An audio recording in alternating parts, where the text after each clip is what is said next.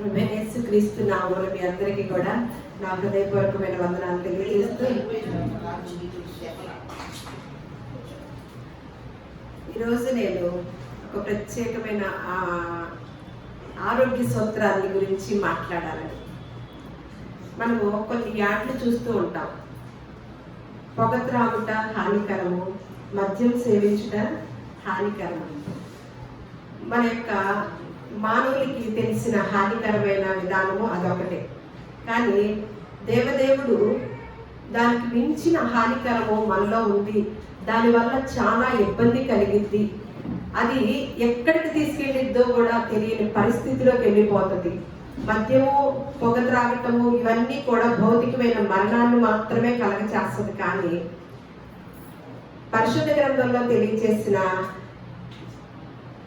ఆరోగ్యానికి సంబంధించిన హానికరమైన విధానము అది మనల్ని భౌతికంగాను ఆత్మీయంగాను మనల్ని మరింత అనారోగ్య పరిస్థితిలోకి తీసుకెళ్ళింది అన్నమాట.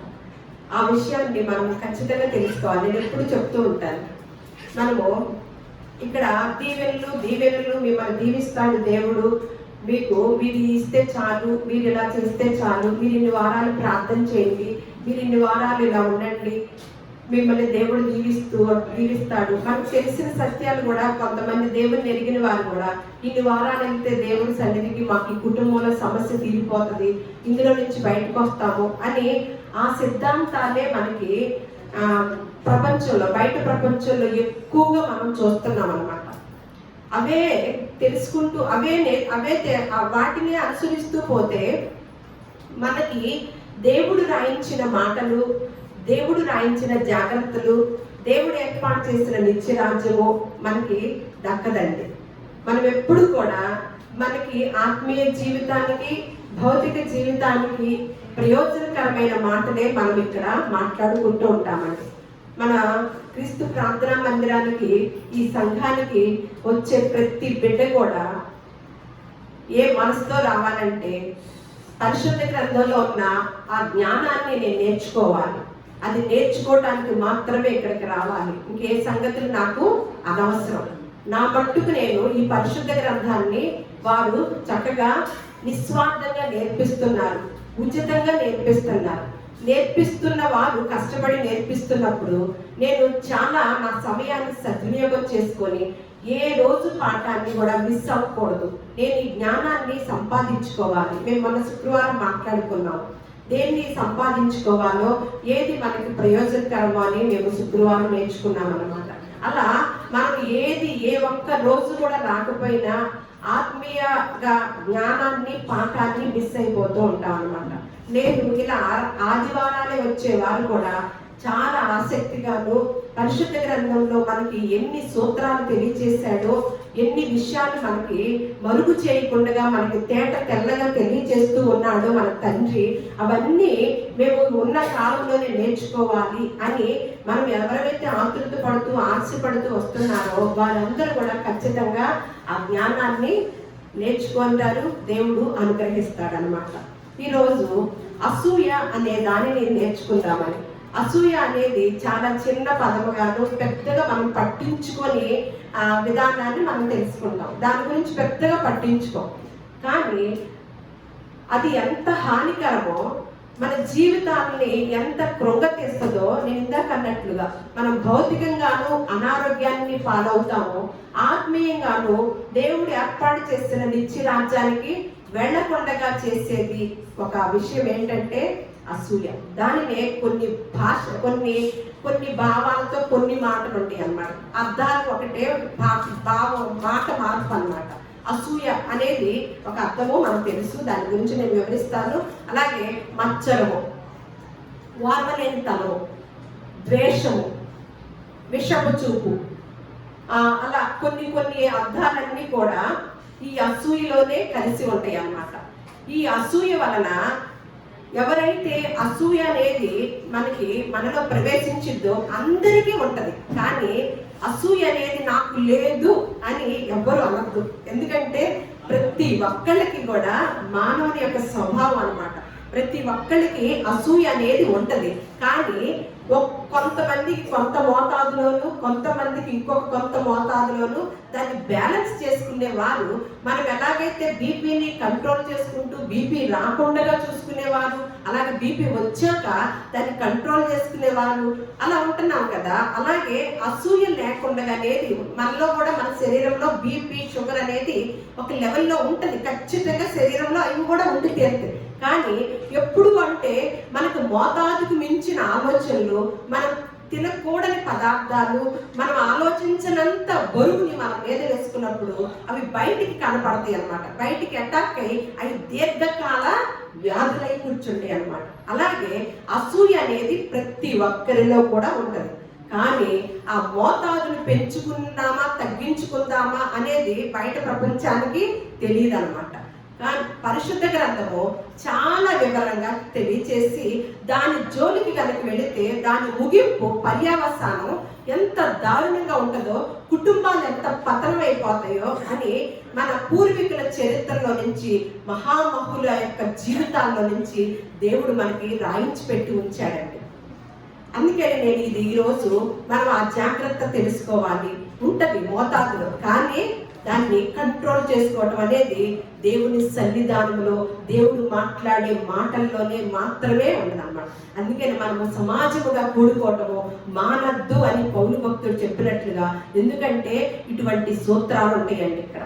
ఇటువంటి మాటలు నేర్చుకొని, ఈ మాటల్లో ఉన్న శక్తి సామర్థ్యాలు తీసుకొని బయట ప్రపంచంలోకి వెళ్ళి మనం దైనందిక జీవితంలో మనము భౌతికంగాను ఆధ్యాత్మికంగాను చక్కగా ఆరోగ్యంగాను, ఆరోగ్యమే మహాభాగ్యం కదా, ఆరోగ్యంగా కనుక ఉంటే కుటుంబం అంతా కూడా, ఒక స్త్రీ ఆరోగ్యంగా ఉంటే అంటే ఆత్మీయ ఆరోగ్యం కూడా, అప్పుడు ఎప్పుడైతే ఆత్మీయంగా మనం ఆరోగ్యంగా ఉంటామో భౌతికమైన ఆరోగ్యం కూడా మన సొత్తు అవుతుంది. అప్పుడు కుటుంబం అంతా కూడా, కుటుంబాన్ని అంతటిని కూడా సంతోషంగా ఉంచడానికి ఒక స్త్రీ చేతిలో ఉన్నట్లే, ఇలా ఆత్మలో వర్ధిల్లు వాడు అన్ని విషయములలో కూడా వర్ధిల్లుతాడు అని లేఖనం సెలవిచ్చిన రీతిగా మనము ఆత్మ సంబంధమైన విషయాలు, సూత్రాలు కనుక నేర్చుకొని వెళితే మనము ఎంత మోతాదులో ఉంచుకుంటే ఎలా మన కుటుంబాన్ని దీవెన అనేది తెచ్చుకుంటామో, లేదు ఎంత మోతాదులో ఎక్కువ తెచ్చుకుంటే మన కుటుంబానికి శాపం అనేది తెచ్చుకుంటామో మన పూర్వీకుల జీవితాల్లో చూద్దాము. ఆది కాండము నుంచి కూడా మొదలవుతూ ఉంటది అన్నమాట. మీకు మొట్టమొదటిగా అసూయ అనేది అటాక్ అయింది ఒక కుటుంబంలోనండి. అది కయీను హేబేలు. మీరు అది ఆ ఆది కాండము 4వ అధ్యాయం తీసుకొని ఉంచితే మీకు నేను వివరిస్తానన్నమాట. ఇక్కడ 4వ అధ్యాయము నేను చదువు. ఆదాము తన భార్య అవ్వను కూడినప్పుడు ఆమె గర్భవతి అయి కయీనుని కని, యెహోవా దయ వలన నేను ఒక మనుష్యుని సంపాదించుకొనను అనెను. తరువాత ఆమె అతని తమ్ముడను హేబేలును కనెను. హేబేలు గొర్రెల కాపరి, కయీను భూమిని సేద్యపరచువాడు. కొంతకాలమైన తరువాత కయీను పొలము పంటలో కొంత యెహోవాకు అర్పణగా తెచ్చెను. హేబేలు కూడా తన మందలో తొలిచూలున పుట్టిన వాటిలో క్రొవ్విన వాటిని కొన్ని తెచ్చెను. యెహోవా హేబేలును అతని అర్పణను లక్ష్య పెట్టెను, కయీనును అతని అర్పణను ఆయన లక్ష్య పెట్టలేదు. కాబట్టి కయీనుకు మిక్కిలి కోపం వచ్చి అతడు తన ముఖము చిన్నబొచ్చుకొనగా. ఇక్కడ మనం చదువుకున్న సందర్భంలో కయీను హేబేలు ఇద్దరు కూడా అర్పణలు తీసుకెళ్లారనమాట. వారి వారి మనసును బట్టి కొంతమంది ఉన్న వాటిలో కొన్ని ఫ్రూట్స్ అయినా కొన్ని ఏదైనా దేవుని పేరట ఇచ్చే వాటిలో చాలా శ్రేష్టమైన శుభ్రంగా మంచిగా ఎక్కడ డాగు కుళ్ళు అనేది లేని చక్కగా పంచేవారిని కొంతమందిని చూస్తాం. కొంతమంది అబ్బా ఇంట్లో వేస్ట్గానే ఉంటున్నాయి, ఇలా ఇచ్చేస్తే పోతలే అని అలా ఇచ్చేవాళ్ళు కూడా చూస్తూ ఉంటాం అన్నమాట. అలా కొంత దేవుని పేరట చేసి, దేవుని పేరట అంటే దేవుడేం తీసుకోడు, నా పేరట ఎవరైతే నాకు అప్పుడు యేసుక్రీస్తు వారు ఒక మాట అంటారు, మీరు నాకు మంచినీళ్ళు ఇవ్వలేదు, నాకు వస్త్రాలు ఇవ్వలేదు, నాకు ఇది ఇవ్వలేదు, అది ఇవ్వలేదు, నేను రోగి అన్నప్పుడు నన్ను మీరు చూడలేదు అని అంటుంటే, ఎక్కడ ప్రభువా నువ్వు ఎక్కడ వచ్చావు నా ప్రభువా అంటే, నా పేరట ఎవరు వచ్చారో వారికి మీరు ఇచ్చారంటే అది నాకు ఇచ్చినట్టు. మరి దేవదేవుడు మన ముందు ఉండి ఆ మాట చెప్పి నా పేరట మీరు ఎవరికి ఇస్తే నాకు ఇచ్చినట్లే అన్నప్పుడు అది ఎంత శ్రేష్టమైన దాన్ని ఇస్తాము.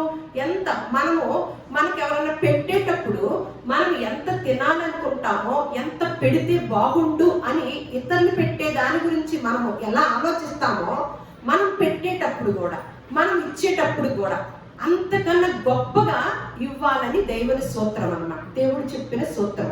అలా మనకు దేవుడే పెడుతున్నామనే భావనతో కనుక పెడితే ఆ అప్పుడైనా ఆ ఆహారమైనా ఏదైనా సరే ఎంత గొప్పగా ఉంటుందండి. అదే చేశారు అన్నదమ్ములు ఇద్దరు కూడా. ఒకళ్ళదేమన్నా దేవుడు అంగీకరించాడంట, ఒకళ్ళది అంగీకరించలే. కానీ దేవుడు ఏమీ మాట్లాడలా. ఎవరితో ఎవరైతే లక్ష్య పెట్టలేదో కయ్యనుతో దేవుడు మాట్లాడలేదు, అలాగే తమ్ముడు కూడా ఏమి అనలా. ఇక్కడ చూడండి సందర్భాన్ని. అసూయ అనేది ఎలా అటాక్ అయిందో, దేనికి సంబంధించి అటాక్ అవుతుంది అనేది అక్కడ ఏమైనా సిచ్యువేషన్ ద్వారా అసూయ వచ్చిందా? కాదు. కేవలము మన దేవుడు నీకు నువ్వు ఇలా తెచ్చావేంటి అని వివరించలేదు. అక్కడ ఏమీ సందర్భం ఏమి రాయలేదు. కానీ ఆ మనసును చూశాడు. ఒక ఆయనది లక్ష్య పెట్టానన్నాడు, ఒక ఆయనది లక్ష్య పెట్టలేదు. వెంటనే ఎవరి మీద కోపం వచ్చింది? ఉన్నదేమన్నా ఇద్దరా అక్కడ అంటే ఆ ఇద్దరిలో కూడా ఆ తమ్ముడి మీద ఎందుకు అంత కోపం వచ్చింది? మిక్కిలి కోపం వచ్చిందంట అని ఇక్కడ చూద్దాం. 8వ వచనం, కయ్యను తన తమ్ముడైన హేబేలుతో మాట్లాడి. అంటే ఇది అర్పణ అయిపోయాక తమ్ముళ్ళు మాట్లాడుకున్నట్టు కూడా మనం ఇక్కడ చూస్తున్నాం అన్నమాట. అంటే ఏం మాట్లాడుతున్నాడండి? ఇది ఒక ఆశ్చర్యకరమైన విషయం అండి. అంటే లోపల ఏముంది? అన్నకి మిక్కిలి కోపం ఉంది. కానీ మళ్ళీ కొన్ని దినాలు మాట్లాడుకున్నట్లుగా మనం చూస్తున్నాం. అంటే ఏమి పెట్టుకొని మాట్లాడుకుంటున్నారండి మనసులో? అసూయ. అంటే ఇక్కడ ఏమన్నా తమ్ముడు అన్నని ఏమన్నా చేశాడా? ఏమి చేయలే. మనకు కొన్ని మార్లు కొంతమందికి కోపాలు వస్తాయి, కొన్ని మార్లు అసలు శత్రువులాగా చూస్తారు. అది ఎవరు ఎంత ఊహించుకున్నా, ఎంత ఆలోచించుకున్నా తప్పు కనపడదు. అది ఎవరు తప్పు అంటారు?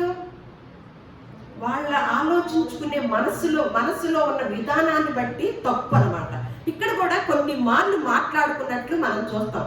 మాట్లాడాడంట. వారు పొలములో ఉన్నప్పుడు కయ్యను తన తమ్ముడైన హేబేలు మీద పడి అతన్ని చంపాడు. అంటే అసూయ ఎక్కడికి తీసుకెళ్ళిందండి? అసూయని కనుక లోపల అలా పెంచుకుంటే అసూయ అంట హత్య చేసే అంతటి వరకు తీసుకెళ్ళిందంట. అసూయ పరులండి చేస్తేనేమన్నా అంటే పరిశుద్ధ గ్రంథాన్ని చరిత్రను చదివి చెప్తున్న మాటలండి నేను. అవి మన మధ్యలో మీకు వస్తాయి అక్కడక్కడ మాటలు. అసూయ ఉన్నవాడు చంపితే ఇతరులు చంపుతాడంట, లేదే అంటే తనకు తాను చచ్చిపోతాడు. ఈ రెండే జరుగుతాయి అంటండి. ఎంత ఈ మధ్యకాలంలో నేను దీన్ని ధ్యానం చేస్తూ ఎంత భయం వేసిందో అనమాట. నేను ఇదివరకు నేను ఇందాకే చెప్పాను కదా, అసూయ అనేది ప్రతి ఒక్కరిలో ఉంటుంది. ఇప్పుడు ఇక్కడే ఒక వ్యక్తి ఉంది, మనకు అందుబాటులో ఎప్పుడు ఒక వ్యక్తి ఉంటుంది. ఆ వ్యక్తి పేరు మన నోట వస్తా ఉంటుంది అనుకోండి, పద్దాకా ఆ వ్యక్తి పేరే చెప్పుకుంటారు, వాళ్ళనే ఎక్కువగా పట్టించుకుంటారు అని వెంటనే ఏం కలుగుతుంది? అసూయ కలుగుతుంది అనమాట. ఎప్పుడు వాళ్ళనే అలా మనకు వచ్చేస్తుందా లేదా? తెలియకుండా అలా వచ్చేసి అది దాన్ని కనుక ఉంచుకుంటే ఇంకా ఇంకా పెరిగిపోయి మన ఆత్మీయ జీవితానికి అది వాళ్ళకి తెలుస్తుందా? ఆ ఇద్దరికి తెలియదు. ఎవరైతే ఆలోచిస్తున్నారో, ఎవరైతే అపార్థం చేసుకున్నారో వారి యొక్క జీవితం ఏమవుతుంది? కుళ్ళు పట్టిపోతుంది అంటండి.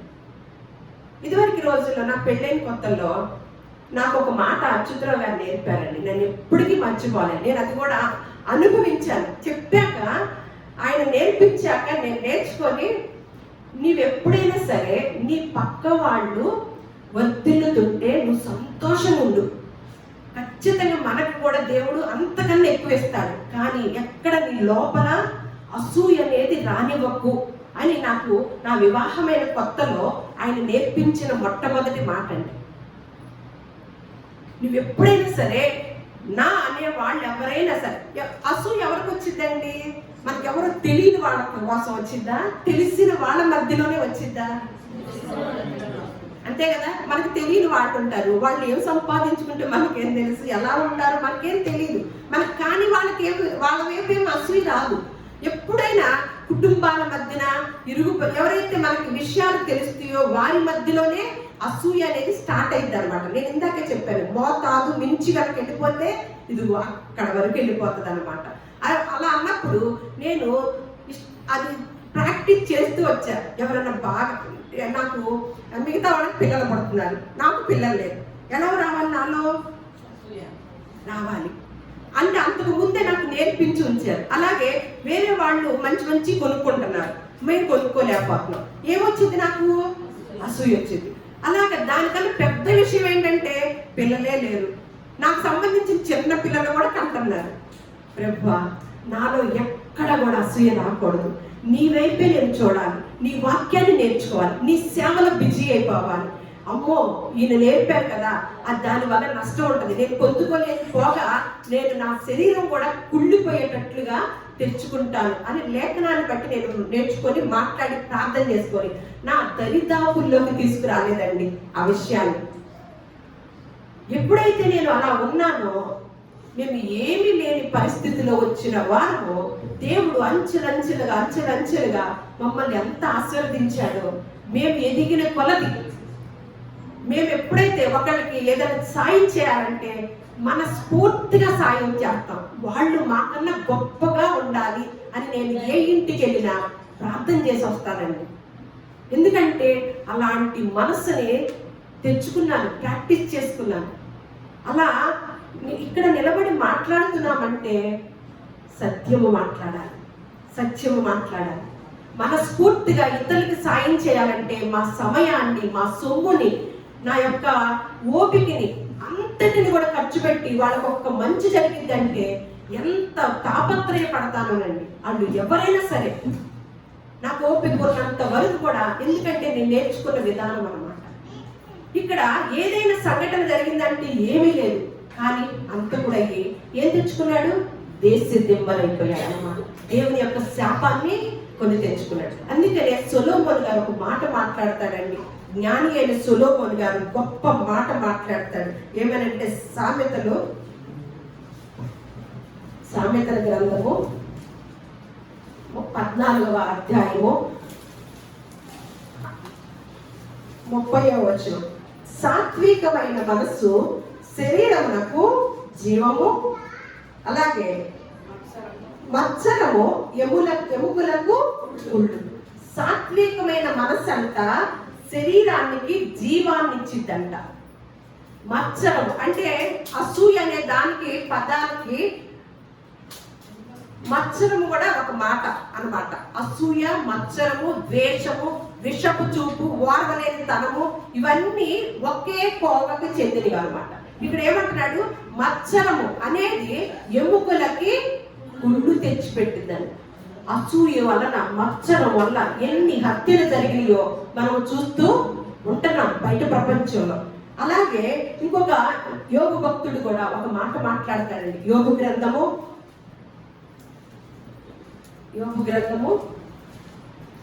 5వ అధ్యాయము 2వ వచనం. యోగ గ్రంథము, బుద్ధి లేని వారు అసూయ వలన చచ్చెదరు. అంటే బుద్ధి కలిగిన వారు వేరు, బుద్ధి లేని వారు అంటే అసూయ ఉన్న వారికి ఏమి లేదు, బుద్ధి లేదు. వారు బుద్ధి లేని వారంట దేనితో దీవించబడతారా? చస్తారా? అసూయ వలన చస్తారు.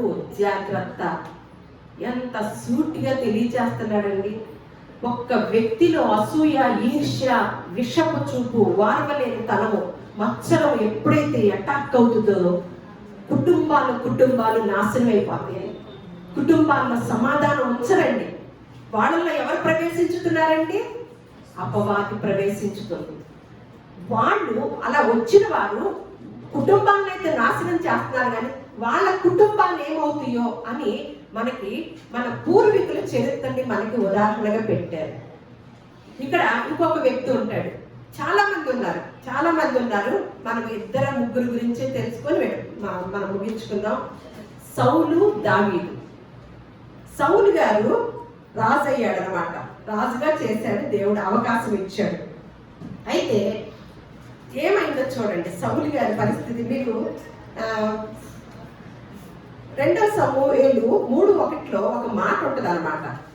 సౌలు కుటుంబీకులకును దావీదు కుటుంబీకులకును బహుకాలము యుద్ధము జరగగా దావీదు అంతకంతకు ప్రబలెను, సౌలు కుటుంబము అంతకంతకు నీరసిల్లెను. అంటే ఎందుకు యుద్ధాలు జరుగుతున్నాయి అంట మనము తర్వాత చూస్తాం. ఎందుకు ఏంటంట, సౌలు కుటుంబీకులకు దావీదు బహుకాలం నుంచి. అంటే ఏమొచ్చిందండి, యుద్ధాలు జరిగేంత పరిస్థితి ఎందుకు వచ్చింది అంటే దావీదు కుటుంబం ఏమన్నా అంతకంతకు ప్రబలిపోతుందంట, సౌలు కుటుంబము అంతకంతకు నేర్పు. మళ్ళా 2 సమూయేలు 5:10 కూడా దావీదు అంతకంతకు వర్ధిల్లెను, సైన్యములకు అధిపతి యెహోవా అతనికి తోడుగా ఉండెను. ఎవరు తోడుగా ఉంటే వర్ధిల్లుతున్నారండి? దేవుడు. సైన్యములకు అధిపతి యెహోవా అతనికి తోడుగా ఉండెను గనుక దావీదు అంతకంతకు వర్ధిల్లుతున్నాడు. మరి అసూయ వచ్చిన వారికి ఎవరు తోడుగా ఉంటారండి? అంతకంతకు నీరసిల్లుతారన్నమాట. అలానే మరి ఎవరనే ఇక్కడ చూస్తాం. ఈ సమూయేలు గురించి ఒకసారి ఎందుకు ఇలా అయింది, తోడుగా ఎందుకు ఉన్నాడంటే సామెతల గ్రంథం 3:32 కూడా యథార్థవంతులకు ఆయన తోడుగా ఉన్నాడు, యథార్థవంతులకు ఆయన తోడుగా ఉండు. అంటే దావీదు ఎలాంటి వాడు? సైన్యములకు అధిపతి యెహోవా అతనికి తోడుగా ఉండెను గనుక దావీదు అంతకంతకు వర్ధిల్లెను. ఎవరికి తోడుగా ఉంటాడంట? సొలొమోను గారు చెప్తూ 3వ అధ్యాయం 32వ వచనంలో సామెతలు యథార్థవంతులకు ఆయన తోడుగా ఉండెను. అంటే దావీదు ఎలా ఉన్నాడు? యథార్థంగా ఉన్నాడు అనమాట. అందుకనే తర్వాత మనం క్రొత్త నిబంధనలో కూడా మళ్ళా ఆ వ్యక్తిని జ్ఞాపకం తెచ్చుకుంటూ ఆయనంట దేవునికి హృదయానుసారుడైన మనుష్యుడు. ఎవరు? దావీదు గారు. ఎందుకు? యథార్థవంతుడిగా ఉన్నాడు కాబట్టి దేవుడు ఆయనకి సైన్యములకు అధిపతి యెహోవా ఆయనకు తోడుగా ఉన్నాడు. అందుకు అంతకంతకు ఆయన ప్రభువు. అయితే సౌలు గురించి చూద్దాం ఒకసారి. సౌలు ఏం చేశాడో చూద్దాం. సౌలు రాజుగా అయినప్పుడు సౌలుకి కొన్ని పరిస్థితుల్లో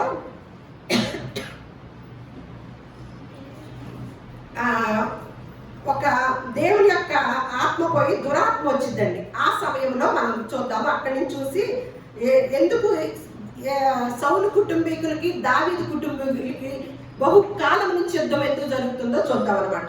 16వ అధ్యాయము 1 సమూయేలు గ్రంథము 14వ వచనం. యెహోవా ఆత్మ సౌలును విడిచిపోయి యెహోవా యొద్ద నుండి దురాత్మ ఒకటి వచ్చి అతన్ని వెలిపింపగా అని మనం అక్కడ చదువుతాం. దురాత్మ ఒకటి నిన్ను వెలిపిస్తుందని మిగతా వాడి సేవకులు చెప్పారు. అప్పుడు ఆ రోజుల్లో సంగీతం వాయిస్తే దురాత్మ వెళ్ళిపోయేదంటండి. అలాంటి టైంలో 18వ వచనం అంటే రాజుగారైన సౌలు గారికి దురాత్మ, దేవుని ఆత్మ ఏమైందంట? వెళ్ళిపోయి ఏది పట్టిందంట? దురాత్మ వచ్చిందంట. అప్పుడు ఆ దురాత్మను పోగొట్టుకోవడానికి ఇక్కడ ఒక మాట 18 చిత్తగించుము సేవకులు చెబుతున్నారు అన్నమాట. బెత్లెహేమీయుడైన యెషయా యొక్క కుమారులు ఒకరిని చూచితిని. అతడు చమత్కారంగా వాయింపగలడు. అతడు బహు సూర్యుడును యుద్ధశాలియు మాట నేర్పరియు రూపశీయునై ఉన్నాడు. మరియు యెహోవా వానికి తోడుగా ఉన్నాడు అని సౌలు యెషయా యొద్దకు దూతను పంపి గొర్రెల యొద్దనున్న నీ కుమారుడైన దావీదు నా యొద్దకు పంపుమని. ఆ దావీదు వచ్చాడనమాట. 21 చివరిలో అతడు సౌలు ఆయుధములను మోయువాడు. అంటే సౌలుకు బహు ఇష్టమైందంట దావీదుని చూసి. అంటే చూడండి, సౌలుకి దావీదుని చూసినప్పుడు ఆయన యొక్క పరిస్థితిని ఆయన పిలుచుకొచ్చి ఆయన ఎదుటి పెట్టినప్పుడు బహు ఇష్టము కలిగి ఒక పనిని కూడా అప్పగించాడు. అతడు సౌలు ఆయుధములను మోయువాడైన. అంతటా సౌలు దావీదు నా అనుగ్రహము పొందెను గనుక అతడు నా సముఖమందు సేవ చేయుటకు ఒప్పుకొనమని యెషయాకు వర్తమానము పంపెను. దేవుని యొద్ద నుండి దురాత్మ వచ్చి సౌలును పట్టినప్పుడల్లా దావీదు సితార చేత పట్టుకొని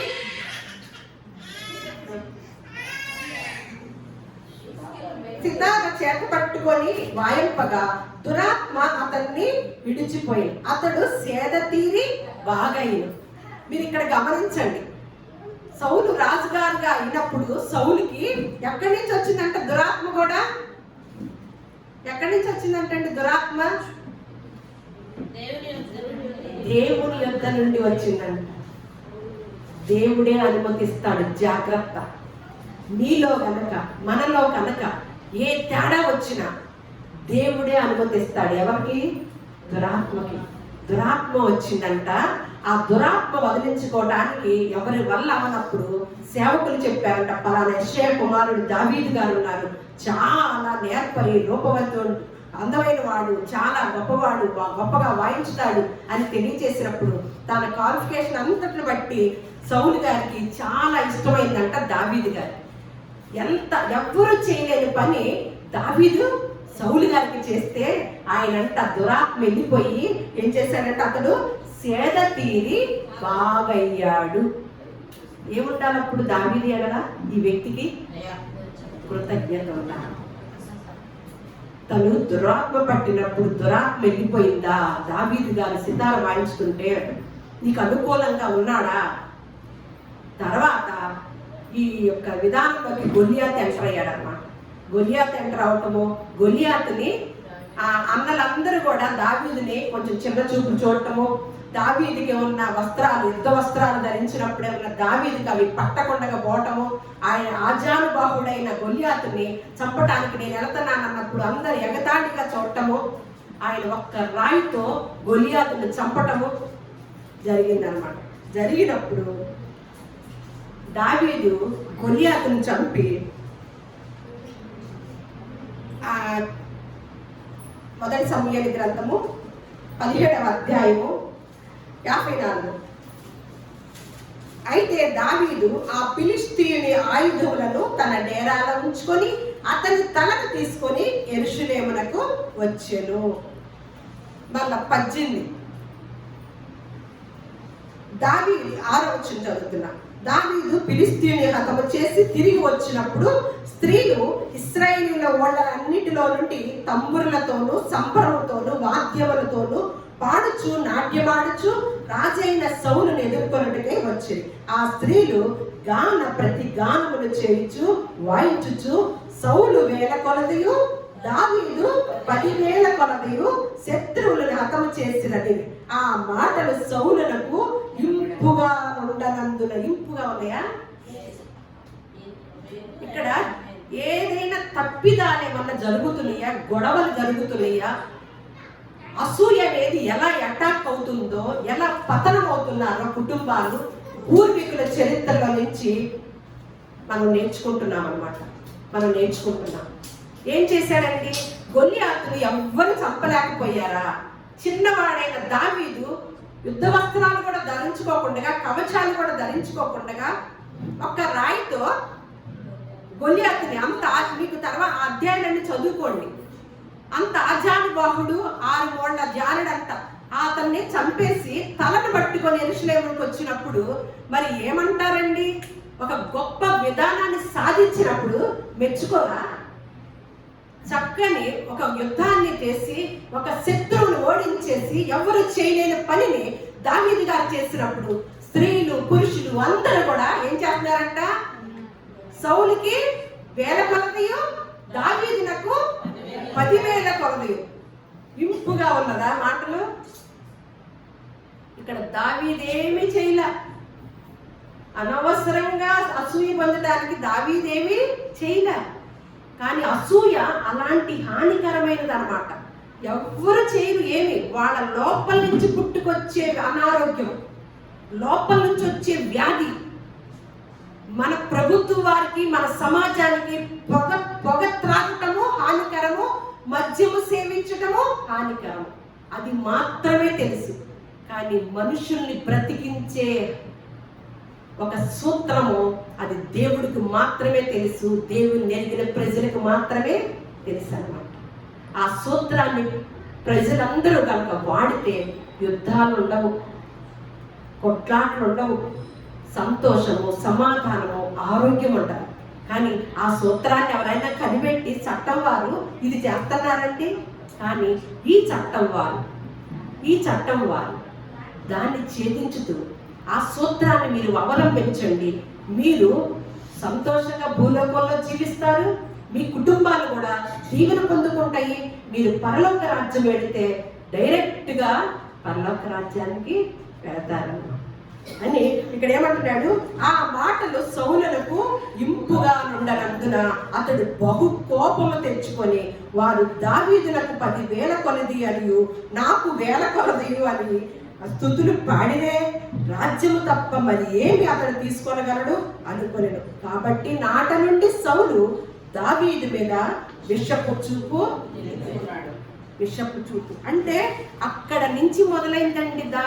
మరి మనం ముందు చదువుకున్నాం, ఏమైందంట సౌలు గారికి దావీదు ఏమయ్యాడంట, ఎప్పుడైతే తన దెయ్యాన్ని వదిలించే వాళ్ళు ఎవ్వరు లేరు కదా, ఉన్న దెయ్యం ఉంది కదా, ఆ దెయ్యాన్ని వదిలించే వాళ్ళు ఎవ్వరు లేక దావీదు వదిలించాడు. దావీదు ఏమయ్యాడు, దెయ్యం వదిలించినప్పుడు మంచి చేసినప్పుడు ఏమన్నా మంచి అయ్యాడు. ఆ వ్యక్తిని, ఆ మంచి చేసిన వ్యక్తిని ఇతరులు మెచ్చుకునేటప్పుడు ఏమన్నా ఈయనకి విషపు చూపైంది అన్నమాట. ఈర్ష వచ్చేసింది. ఈర్ష వచ్చి అక్కడ నుంచి స్టార్ట్ అయిందండి. నేను ఇందాకే చెప్పాను, అసూయ ఈర్ష్య ఉన్నవారు ఇతరులన్నా చంపుతారు, వాళ్ళన్నా చంపుకునేటట్టుగా అయిపోతారు. అలాంటి వారు మన మధ్యలో ఎవరన్నా ఉంటే జాగ్రత్త అండి. అది కూడా నేను చెప్తున్నాను. ఏమని అంటే సమూయేలు గ్రంథము 1 సమూయేలు 31 చూడండి ఏమయ్యాడు అక్కడ. సమూయేలు 1 సమూయేలు 31 అధ్యాయము 4వ వచనం నేను చదువుతున్నాను. సున్నతి లేని వీరు వచ్చి నన్ను పొడిచి అపహాస్యము చేయకుండానట్లు నీ కత్తి దూసి దాని చేత నన్ను పొడవమని తన ఆయుధములను మోయవాళ్ళతో చెప్పగా, ఇదిగో ఈయనతో నేను చచ్చిపోవటం ఏంటి, అసలుకే లోపల ఎలాంటి అహంకారం కలిగిన వాడు అనమాట సౌలు.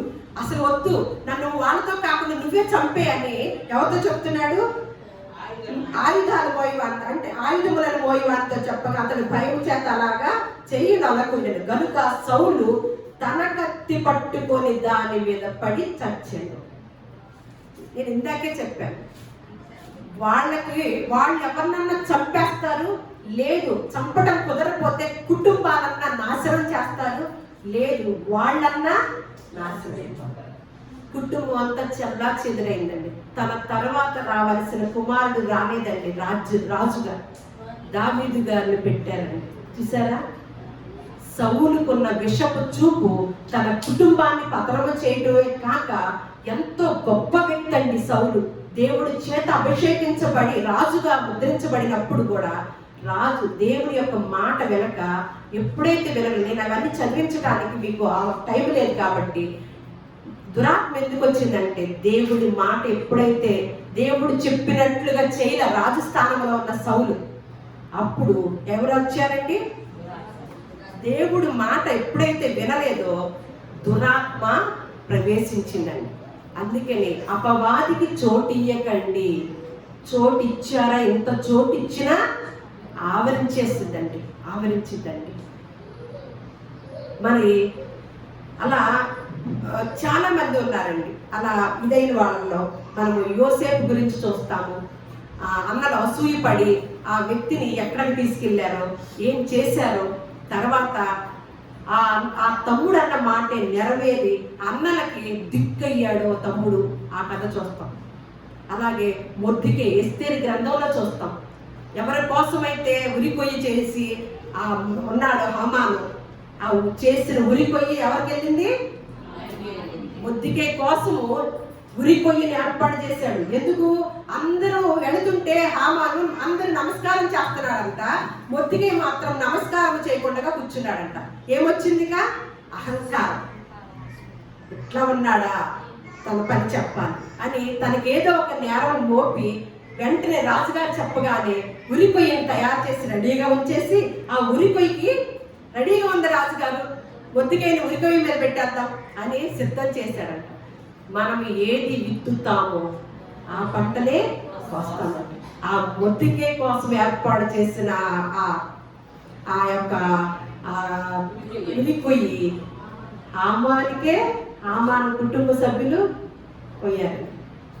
చివరగా మనం మొన్నటిదాకా మాట్లాడుకున్నాం, సాక్షాత్తు యేసుక్రీస్తు వారు ఏం చేశాడండి? ప్రధాన యాజకుల్ని మత్తయి సువార్త ఒకసారి కనుక చూసినట్లయితే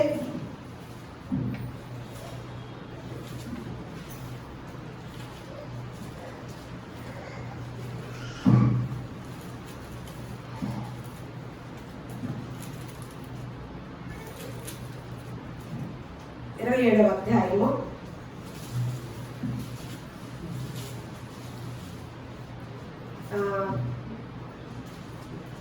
17వ వచనం నేను చదువుతున్నాను, వినండి. కాబట్టి జనులు కూడి వచ్చినప్పుడు పిలాతు, నేను ఎవరిని విడుదల చేయవలనని మీరు కోరుచున్నారు? బరబ్బానా లేక క్రీస్తనబడిన యేసునా అని వారిని అడిగాను. ఎనగా వారు అసూయ చేత ఆయనను అప్పగించిరని అతడు ఎరిగి ఉండేను. సాక్షాత్తు యేసుక్రీస్తు వారి మీద కూడా అసూయ అండి. ఎందుకు అసూయ? ఏం చేశాడండి? మనం కనుక 14వ అధ్యాయం మత్తయి సువార్తలో చూసి పెట్టుకోండి, నేను చెప్తాను. పబ్లిసిటీ లేని రోజుల్లో, సోషల్ మీడియా లేని రోజుల్లో, మనము మైకులు లేని రోజుల్లో యేసుక్రీస్తు వారు అరణ్యములో పెట్టిన ఒక కోటం ఎలా వచ్చేవాడు తెలుసండి? కొంత లెక్క కూడా రాశారండి. మరి అంత మంచి వ్యక్తి, అంత గొప్ప మాటలు ఆయన దయగలిగిన మాటలకి ఏది చెప్పారో అలాగే నడిచే వ్యక్తి, ఏది మాట్లాడారో అదే చేసిన మార్గదర్శకుడు. కాబట్టి జనులంట తండోపతండాలుగా ఎక్కడ పెడుతున్నా, ఎక్కడ కూటం పెట్టినా, మనం పెడితేనండి ఎంత పబ్లిసిటీ చేయాలండి, ఎన్ని వాల్ పోస్టులు వేయాలండి. మన తేజ ఒక మాట చెప్తున్నాడు, 11,000 లీటర్లో ఎన్నో పాలు నదిలో కలిపారంటండి. అభిషేకం ఏదో చేసి నేలపాలు చేశారంటండి.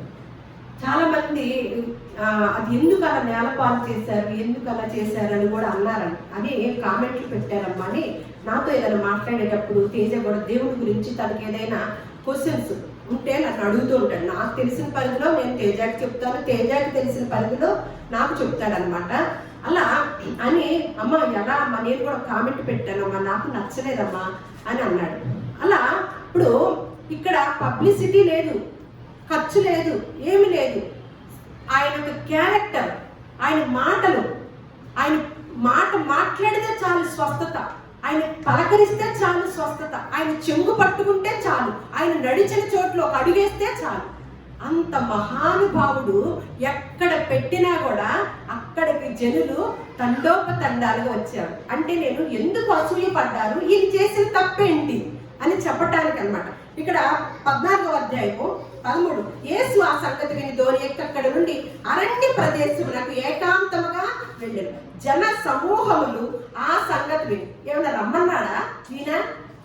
ఆ సంగతి విని పట్టణముల నుండి కాలినడకను ఆయన వెంట వెళ్ళి, ఆయన వచ్చి ఆ గొప్ప సమూహమును చూచి వారి మీద కనికిరపడి వారిలో రోగులైన వారిని స్వస్థ. సాయంకాలం అయినప్పుడు శిష్యులు ఆయన వద్దకు వచ్చి, ఇది అరణ్య ప్రదేశము, ఇప్పటికే ప్రొద్దుపోయింది, ఈ జనులు గ్రామంలోనికి వెళ్ళి భోజన పదార్థములు కొనుక్కొనుటకై వారిని పంపివేయమని సలహా ఇస్తున్నారు శిష్యులు. అప్పుడు యేసు, వారు వెళ్ళనక్కర్లేదు, మీరే వారికి భోజనము పెట్టుడని వారితో చెప్పగా, వారు ఇక్కడ మన యొక్క 5 రొట్టెలను 2 చేపలను ఉన్న చేపలు తప్ప మరేమీ లేదని ఆయనతో చెప్పారు. అందుకు ఆయన, వాటిని నా యొద్దకు తెండని చెప్పి పచ్చిక మీద కూర్చుండుడని జనులకు ఆజ్ఞాపించి ఆ 5 రొట్టెలను 2 చేపలను పట్టుకొని ఆకాశం వైపు కన్నులెత్తి ఆశీర్వదించి ఆ రొట్టెలు విరిచి శిష్యుడికి ఇచ్చారు. శిష్యులు జనులకు వడ్డించి వారందరూ తిని తృప్తి పొందిన తరువాత మిగిలిన ముక్కలు 12 గంపల నిండా ఎత్తిరి. స్త్రీలను పిల్లలను గాక తినిన వారు ఇంచుమించు 5,000 మంది పురుషులు. మనకెప్పుడు స్త్రీలు మందిరానికి ఎక్కువ వస్తారా? పిల్లలు స్త్రీలు ఎక్కువ వస్తున్నారా, పురుషులు ఎక్కువ వస్తున్నారా? స్త్రీలు పిల్లలు ఎక్కువ వస్తారు కదా. అంటే వాళ్ళని లెక్క పెట్టడానికి కూడా ప్రస్తుతం కుదరదు కాబట్టి పురుషులు కదా. ఇప్పుడు కూడా చూడండి ఎంతమంది ఉన్నారు, మన టక్కడక్క లెక్క పెడతాం. ఎన్నిసార్లు లెక్క పెట్టచ్చు, కళ్ళు మూసుకొని చెప్తాం. అలా పురుషుల సంఖ్యని వివరించారన్నమాట. అవేనండి చేసింది. కొన్ని మార్లు ఏంటంటే మీరు ఏమైనా తప్పు చేశారా, ఎందుకండి మీ మీద అంత పగబట్టారు వాళ్ళంటే ఏం చేస్తాము? ఏముంటదండి, ఏముండదు. ఏమన్నా యేసుక్రీస్తు వారు చేశారా? ఏమి చేయలే. ఏం చేశారు? ఎక్కడికి వెళ్ళారు? ఆయన కోసం ఆయన మాట్లాడితే చాలు, ఆ ప్రసంగం వింటే చాలు, మా జీవితాలు సరైపోతాయి, మా కుటుంబాలు బాగుపడతాయి. ఆ మాట చాలండి. అక్కడ ఆ మాట కోసం మేము ఎక్కడికైనా వెళ్తామండి, ఎవరు చెప్పినా వింటామండి. దానికి తప్ప ఏం చేశారండి? ఎవరు ఎరిగారు? ఇలా తిరిగి వీళ్ళు అసూయ చేత పట్టించారే కానీ ఈతను ఏ నేరము వాళ్ళలో అసూయ ప్రారంభమైందనమాట. అందుకని ఏమి చేయలేమన్నమాట. అందుకనే ఏమైంది? యేసుక్రీస్తు వారేమన్నా పునరుద్ధారుడై లేచాడు. యేసుక్రీస్తు వారిని పట్టించిన వారేమన్నా ఇప్పటికీ బాధలు పొందుతున్నారు. సౌలు కుటుంబం ఏమైంది? దావీదు కుటుంబం ఏమైంది? కయీను హేబేలు ఏమయ్యారు? యోసేపు తమ అన్నదమ్ములు ఏమయ్యారు? మొర్దెకై హామాను ఏమయ్యారు? మన పూర్వీకుల చరిత్ర జరిగిన సంఘటన తెలియచేశారంటే ఆరోగ్యానికి హానికరము ఆ రెండు కాదు, ఆ రెండు మించింది అసూయ, మత్సరం. మనం ఆరోగ్యంగా ఉండాలన్నా, మన ఎముకలు పటిష్టంగా ఉండాలన్నా మనం అసూయ మత్సరం లేని వారే ఉండాలి. ఇతరులు వర్ధిల్లుతుంటే, ఇతరులు ప్రబలుతుంటే, ఇతరులు మంచి గొప్ప స్థానంలో ఉంటే మనం సంతోషించండి. ఖచ్చితంగా మీరు దీవెన చూస్తారండి. మన వచ్చే సంవత్సరం ఈ రోజు వరకు మీరు ప్రాక్టీస్ చేయండి. ఖచ్చితంగా ఆ మాట, నేను చెప్పిన మాట మీలో నెరవేరుతాను. అది నేను అనుభవపూర్వకంగా చూసిన దాన్నే చెప్తున్నానండి. అందుకని యాకోబు రాసిన పత్రికలో ఒక మాట ఉంటుంది. యాకోబు రాసిన పత్రిక 3వ అధ్యాయము 16వ వచనం. ఏలయనగా మత్సరమును వివాదమును ఎక్కడ ఉండునో అక్కడ అల్లరియు ప్రతి నీచ కార్యమును ఉండును. ఏముంటుందంటండి?